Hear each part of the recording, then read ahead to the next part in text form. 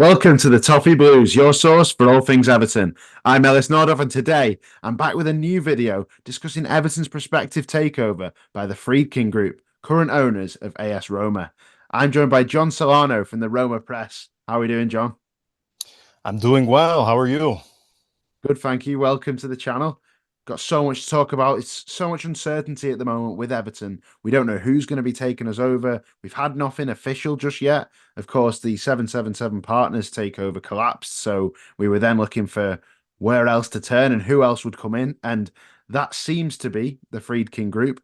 Mashiri is yet to grant exclusivity to them, but it seems like they are the ones that he's going to do that for. We're awaiting that news. It could come in the next few days, but that is now looking like the front runner to take over Everton. So who better to talk to than someone from the Roma Press who'll know all about Dan Friedkin and the Friedkin Group? So first of all, just tell me, who is he and what are the Friedkin Group like? Who are they? Wow, that is a loaded question only because they have officially owned Roma for almost 4 years now. I have been writing and reporting on them for close to 5 at this point, and I could not tell you anything beyond the ground level aspects of these guys simply due to how cloak and dagger, so to speak, they prefer to conduct themselves. You will not, and I have tried in vain for years to get them to speak directly to me on the record, off the record. They will not do it. The only way really to get an in with the Friedkin Group is to get lucky. And I, during the negotiation between themselves and Roma, I just happened to get extremely lucky with an in there because again, the way they conduct themselves, you will not find an interview that they have given to anybody outside of the official channels of Roma. There was an ongoing joke during the negotiation between the Friedkin Group and Roma. If you just Googled Dan Friedkin or his son, who is the vice president of Roma, Ryan Friedkin, you would have found two, maybe three photos of each. And there was just so much news happening. The negotiation with Roma took a very long time, much longer than I think even they expected. So for almost a full year, we are having to use the same 2 to 3 photos, going into Photoshop, maybe adding some trees in the background to make it look like we are not reusing the same one. But there is, for a corporation led by a guy that has such impressive and deep financial means, you will know and find very, very little on him. And that may be, some may view that as a good thing, others may view it as a bad. I view it as a very good thing, particularly when that is backed up with the financial resources that they have and that they have put forth. But in terms of personality, I couldn't tell you a thing beyond the fact they won't talk. And I mean, I have tried in vain for years. And again, even off the record, assuring, hey, this is between us, not, not that, no, not going to happen. It is a lost cause to try and get something out of them. I mean, I've had people from, from where you guys are in the UK, like the Liverpool, like was saying, hey, do you have a contact there? Is there somebody who? No, there's no. You have to get lucky. I happen to have gotten extremely lucky with two of the people I had made contact with that are a part of the freak. Well, one of them is no longer a part of the Freaking Group, but you're not going to just email them, say, hey, can you do 30 minutes with me? It just won't happen. And again, you may view that as a good thing or a bad thing. In Serie A, where there is a long history of bombastic, very very loud, maybe, presidents and club owners, you want to talk about a welcome change. I still weep at the thought that he's not doing an interview every other day, akin to somebody like Aurelio De Laurentiis, who the only more dangerous place than being inside their stadium sometimes is getting in between himself and the camera.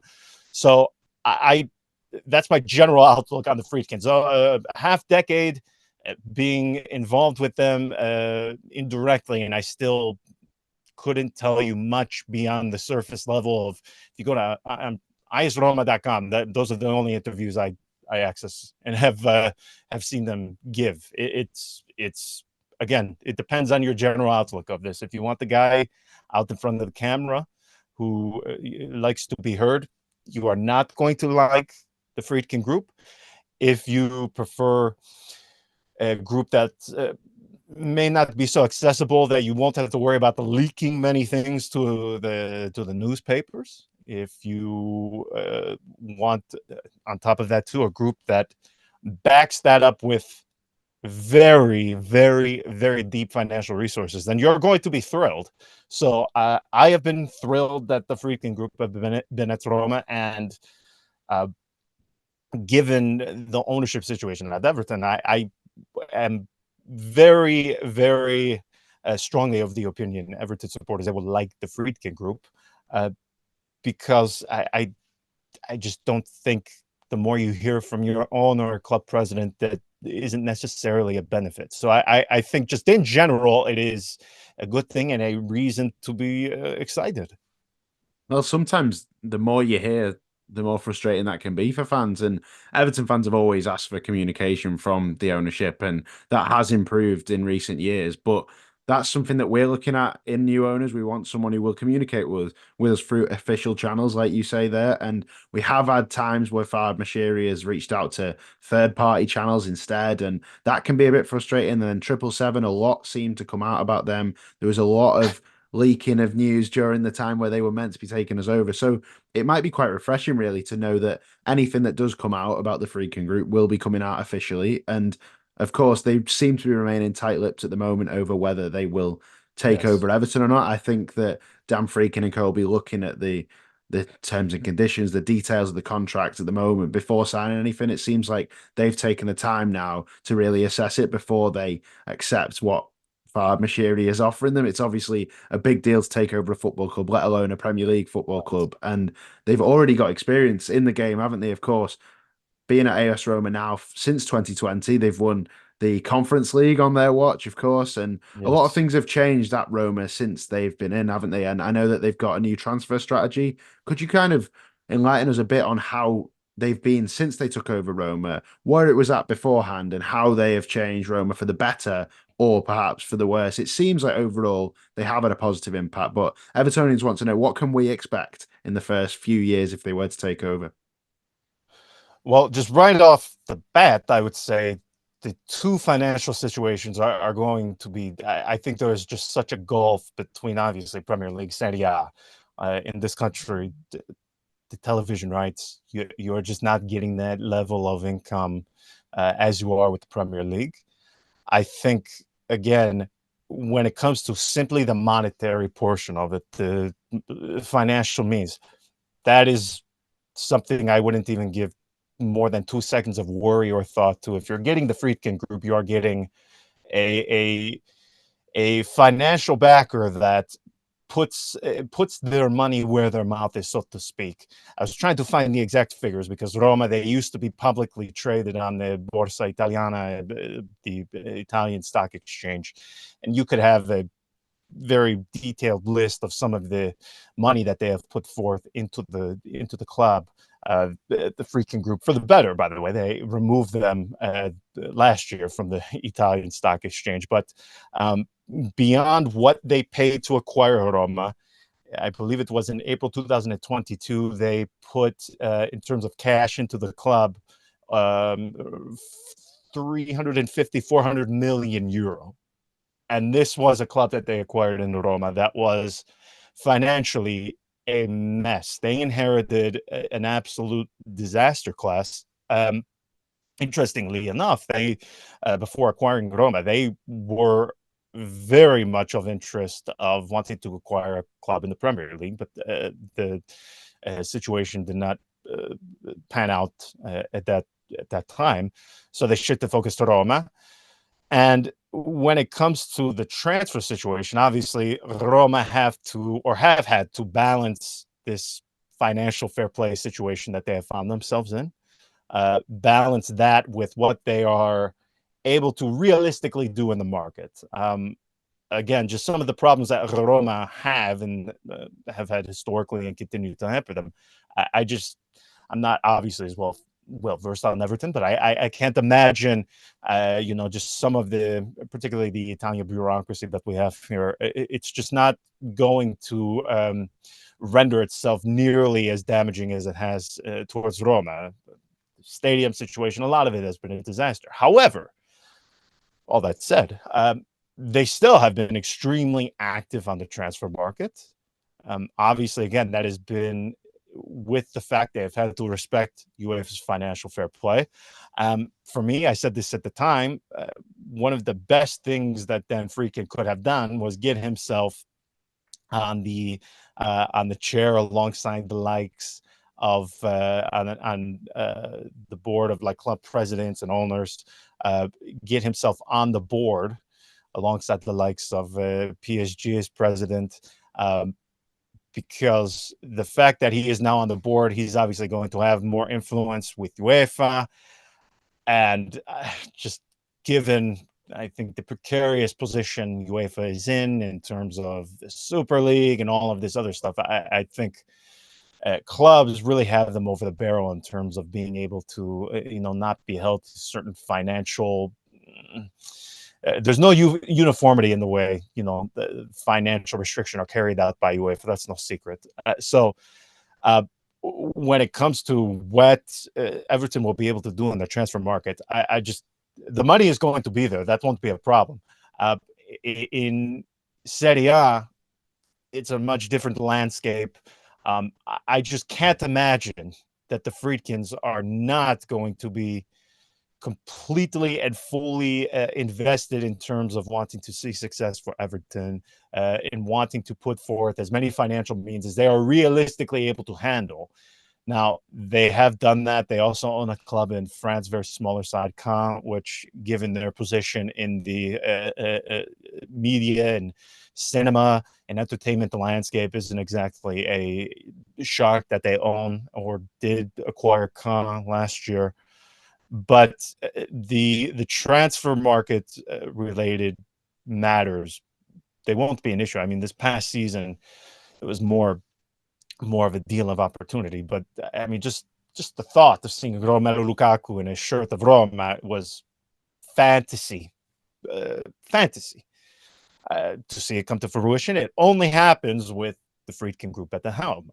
Being able to bring Jose Mourinho, even though they were able to do so because of the kindness of Spurs paying a very large portion of his wage, they were only able to do that with the Friedkin group. So transfers, that won't be an issue. That won't be an issue in terms of the Friedkin group's willingness to put forth the funds. The funds will be there. I mean, to this day, I still can't comprehend the maths when it comes to how are they putting forth all this money into Roma. Where is it coming from? This is mad. But questioning it sort of just takes the enjoyment out of it. But I don't need to go digging where it is. They have it.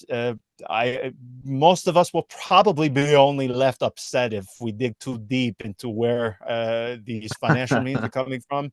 So, I got to see Romelu Lukaku in a Roma shirt, which 3 to 4 years prior would have been fantasy.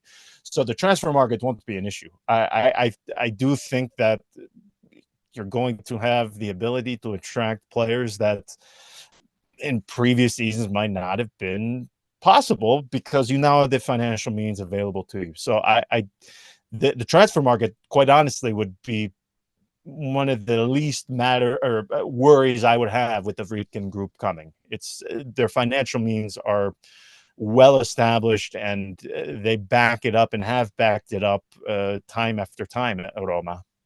Oh, that's good to know. That's definitely good to know. Everton have faced a lot of financial issues themselves, so they might be coming into a situation that isn't actually dissimilar to what they had when they went into Roma. And Everton have struggled in the sense that with the PSR rules, the profit and sustainability, and there's definitely still a way to go with that. But the main thing is if the Freaking Group could come in, restructure the debts and pay off some of them, it can just put us on more of an even keel. And I imagine Everton fans' priorities for this new ownership is to just bring us in, steady the ship a little bit, and then look to a more Right. positive future. And they seem to be an ambitious group as well. You mentioned the stadium, and of course, Roma tried to build a stadium at a similar time to Everton and designed by the same man, Dan Mice. And you look at the difference, obviously.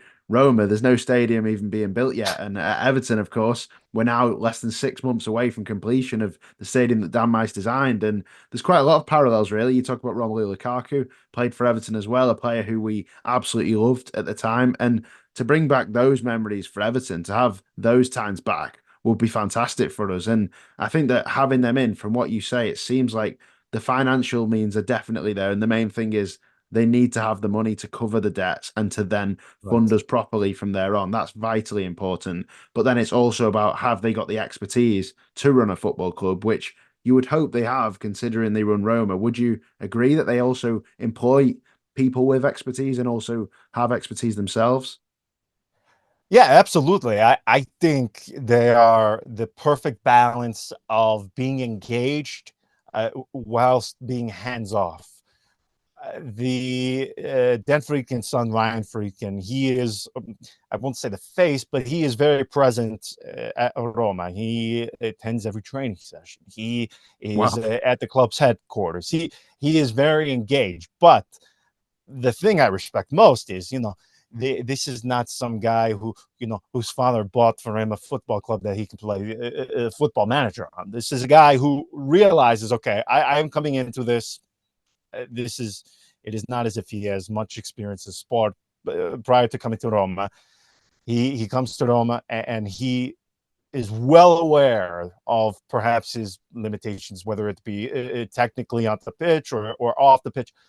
He is fully engaged and more than willing, and has done so again, time and time again, with the appointments that they have made, whether it be CEOs and sporting directors.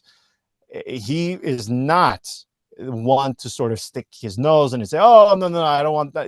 I don't want that guy on the transfer market. I want us to put our focus here." Uh, a perfect collaborator. Now, I don't know. Again, is that going to be what he does at Everton? I don't know. Um, they both Dan and Ryan, they live in Rome. Does that change? I mean, I having tracked their private jets far more than I'm willing to admit. They are and have gone to London quite a bit. They spend a lot of time as well in France. So they are all over the place. I would imagine they bring additional executives on board to sort of assist with this because, as you said, they are sort of building this family of football clubs now. We've gone from Roma to Cannes to now potentially three. I don't know as far as expertise if that will be an issue because they have shown willingness and have proven that they are more than willing to bring on professionals in whichever area, whether it be on the pitch or off the pitch, to handle and who have the experience. They are just there to sort of guide the ship, so to speak, which I think is exactly what any club supporter would want. I don't need a guy giving interviews or sticking his nose into the dealings of the transfer market, but somebody who is there, who is present, who, again, is not going to give an interview at the drop of a hat. So I think that should this deal go through, I'm curious to see what sort of new setup they bring about in terms of not only for Everton but for Roma, because obviously if Ryan Friedkin is dedicating more time to Everton, or if he's doing more at Cannes, which I can't really imagine is the case. I think they're still fourth tier, or maybe they got promoted. I don't know. Uh, I am curious to see what additional support they bring on board. I mean, you mentioned the 77 group.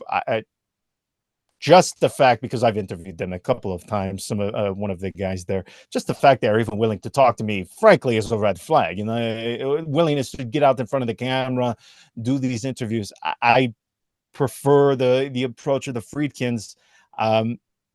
Admittedly, I have been watching some of the stuff with the 77 group in relation to Everton because it is a bit curious to me. They own a club in Serie A in Genoa, it has been interesting to watch it unfold. But in terms of the setup, the hierarchy, the senior management at Everton, I think they're proven that they they bring in the professionals, they make themselves present, they make their presence known, but they haven't, and I don't envision that changing. They just do not stick their nose into things, which I think is the best you can possibly hope for. Yeah, that's reassuring for Evertonians, that's for sure. It's that they are really sounding like a group that would suit Everton and would be owners who could perhaps restore the former glories of Everton Football Club, a massive club in England, so much history, and now I look at Right. Everton now as quite an attractive prospect as well. You've got that new stadium, which I'm sure Dan Friedkin will be looking at and thinking, we can market this unbelievably. What can we do with this stadium? And that will be a cash cow for them. And just regenerating that whole area as well. It makes me think actually, because finally, one of the things that is going to be up for question here is how can you actually balance both of these together? So we've talked about Mm. Roma and we've talked about Everton, but how will they work when they've got both? Of course, owners sometimes turn up to games to watch their team, sometimes they don't at all. These sound very hands on, so they sound like they'd want to, but you can't be in two places at once. So, just briefly, how do you think it would work as almost a multi club model that it will become now with two clubs that are so rich in history, have such passionate fan bases, and can't really be second fiddle to the other? Yeah, I frankly, I'm not even remotely worried, and I wouldn't be worried if I were an Everton supporter, only because they have shown time and time again. They bring in very capable individuals. They bring in guys who understand and have the experience in what they are doing. Um, Frankly, the way I view Everton for them is it might almost be a welcome change in the sense of, okay, wow, getting a stadium built. Dan Mice, let me just say, he will be deceased before he ever sees the Stadio della Roma, if they are even going to call it that anymore. It's not going to happen. I mean, the bureaucracy, that's the other thing. The two countries, it is just so vastly different. I mean, the bureaucracy, the nightmare of bureaucracy in this country versus the UK. Now, I can't say I'm well versed on UK, the how the government functions, but I just nothing is worse than here. So frankly, they might view it as a welcome change. Being able to leave at some points, or maybe even appointing someone who isn't an overarching figurehead, but the thing that I have been curious about is in recent months, Roma have the Freakins have sort of slightly altered the senior management setup at within the club. Initially, they had the previous sporting director, technical director, whatever you want to call him, Tiago Pinto. He's now at Bournemouth. They gave him significant responsibilities. He wasn't just that; he also oversaw the entire sporting sector of the club. Whilst the CEO, Lina Soluku, she oversaw off the field matters. Well, Diego Pinto, obviously, he leaves in January, and Lina Soluku, she has seen sort of this very quick increase, sort of rise in her influence and power within the club. So it is interesting that that is sort of juxtaposed to the Friedkins now acquiring a second club. Part of me thinks, okay, well, clearly there is a reason behind this, and part of me thinks, okay, well, now it makes more sense as to why Lina Soluku, who when they initially unveiled her as a CEO, it was she's just going to sing off the pitch matters, and just in recent months we've seen her at the she's been present in Switzerland at the UEFA draw. She's giving more interviews in front of the camera, and she is making herself a more, I guess, widely noticeable face. And given where we are now with the Freaking Group in Everton, that definitely makes more sense. And part of me thinks, okay, well, clearly they are doing that, so they can be somewhere else at times, and they don't have to worry about whether things are being handled in the proper professional manner at Roma. And given that in recent months she has attained such influence and power within the club, it makes perfect sense now to see where they are in the situation with Everton. So, frankly, I'm not worried about it because day to day, match to match, whether they are there or not, it's not a it's not making a tremendous impact. Now, both Dan and Ryan, they are at every not Ryan is at every single match. Dan is not at every single match, but he is at a majority of them. So maybe one of them is more present in the UK. Maybe Ryan is more present in the Roma. I don't know how it is going to work, but I wouldn't be worried about it. They have shown more than enough professionalism in their ability to balance things. And again, I can't imagine that should the deal go through, that the list of headaches, the bureaucracy that they would have to deal with Everton. I can't imagine there is anything new that they didn't already experience with Roma, whether it be from a government standpoint, a league standpoint, or even an internal financial standpoint.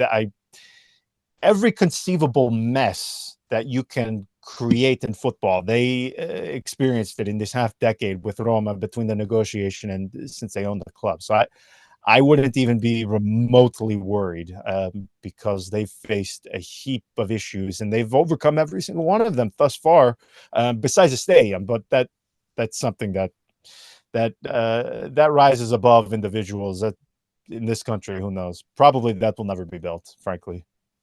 It's really promising overall. It seems like they've not only ran the club well, but they've also prepared for the next stage where they bring in another club in. It seems like they've almost planned there by giving them that other person the extra influence to then make sure that they are ready when they move on to the new venture, that they can ensure that Roma stays the same and isn't affected by that. So that's really pleasing to know from Evertonians. And you've been so insightful here, John. We've learned so much about Dan Friedkin and the Friedkin Group, and we really appreciate having you on. Thanks for coming on. Of course, happy to do it. Take care. So that wraps up the takeover talk at the moment. Will Dan Friedkin and the Friedkin Group take over? I certainly want them to now after hearing about all this. Maybe one day we'll have that dilemma when Roma and Everton are both in Europe and we have to come up with an idea of how they can both play in it. Hopefully that's the case. Me and John will be hoping that that's the case. But thank you very much for watching. We do hope you've enjoyed. Speak to you next time.